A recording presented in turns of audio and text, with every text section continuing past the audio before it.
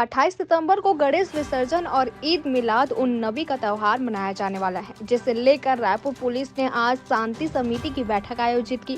बैठक में अधिकारियों ने त्यौहार को लेकर सुरक्षा व्यवस्था बनाए रखने और शांतिपूर्वक गणेश विसर्जन और जुलूस निकालने पर चर्चा की और आवश्यक दिशा निर्देश दिए। पुलिस ने बताया कि 28 सितंबर को सुबह 7 बजे से लेकर रात 10 बजे तक जुलूस खत्म कर देंगे। सभी ने इस संबंध में एकमत होकर शांतिपूर्ण तरीके से त्योहार मनाने को लेकर बात की।